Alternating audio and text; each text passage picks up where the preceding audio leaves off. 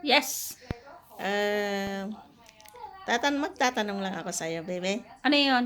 Kamusta naman ang buhay? Ang Ang buhay buhay naman. ng bilang katulong dito sa Hong Kong?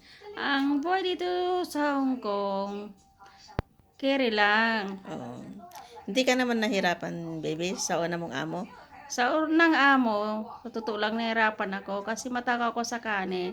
Pagdating ko dito guys, yung lagayan ko lang ng tuyo sa Pinas, yun na pala yung plato dito.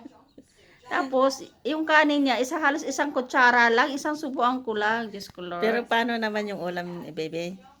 Yung kung ano yung pagkain ng amo ko dati, yun din yung pagkain ko. At Oo. saka sabay-sabay kaming kumain. Hindi ba mas mahirap, bebe, kung magkakasabay kayong kumain? Hindi ba nakakahiyang kumukuha-kuha ng mga Hindi pagkain? naman mahirap. Ang kaso lang, ang sa akin, ang kulang sa akin kanin.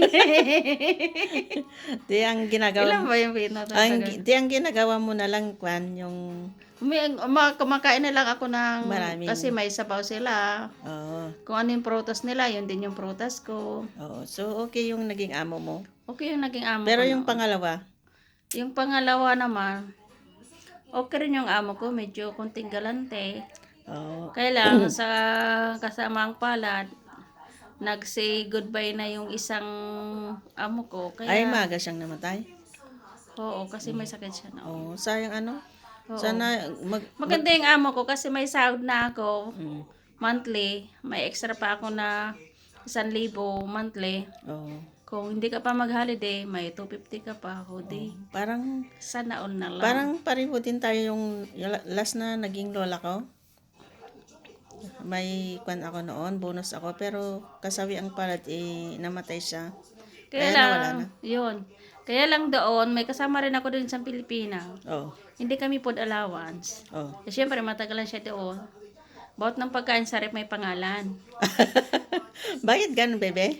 Oh, pag gusto ko yung lutuin, ay wag mo lutuin yan para kay ano yan. Oh. Oo, pero Wag ano mo yun? ulitin. Tapos, pag nagtingin ang amo ko ng mga ulam sa rep, bakit ang dami-dami? Oo, Di sasabihin ko, hindi, kami ma'am nagluluto ng ano, kasi sabi nung isa, para kay sayo, para kay sir, para doon sa anak mo. oo. O ngayon, nasisira. Ang ginagawa niya, pinapatapon niya na. Ay, Kasi sayang. matagal na yung na-stack sa rep. Pero ang ginagawa naman ng kasama ko, hindi niya tinatapon guys.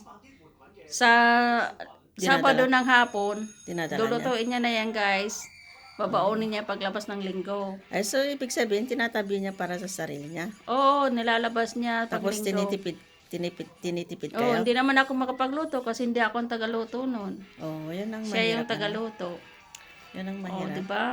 Pero at least nakahanap ka ng yung sumunod, ano, okay na. Yung sumunod naman, Dito na dito ba? na guys. Oo, Maluwag naman sa oh, trabaho, pero sobra naman napakakuripot. pero at least, nagkatagpo tayo dito, bebe. Oh! Tinadhana na ng ano, Yun ang pagkakataon yun na ang magkatagpo pagkakataon. dito So, ba? nagpapasalamat ako dahil natagpan kita dito, bebe. Oo, kaya ito Iniwasan ngayon, ko yung among may lumalapad. kasama. Palapara na daw kami dito guys. Bebe, iniwasan ko yung may kasama yun pala, ikaw pala yung makatagpo ko. Kaya pala, iwas ng iwas ka sa akin kahit nagkakasalubong na tayo dyan sa daan, hindi mo ako pinapansin. So ngayon nandito na So, tayo na, bebe. So, salamat, bebe, at pinaunlakan mo ako sa aking interview. Pero nung una, dito guys, dating dito, tinuturoan ko to guys, balis-bilis na. Yung pala natatarantar-taranta na siya guys. Tinataranta ko, guys. Akala, sabi ko pero nung tumagal na ako at natutunan ko na yung mga gawain, sabi ko, pwede naman pala hindi ako tarantahin eh. Diba? Tinataranta ko nung una kong dating dito. Yan yung pagsubok. Ninenervyos pa ako, guys, noon. Matindi ang pinagdaanan niyang pagsubok sa akin guys. Pero ganun talaga yung OFW. Kailangan ka Oo. magpakatatag para makamit mo yung pinapangarap. Sana all na pangarap. Tama yun, baby. Tama yun.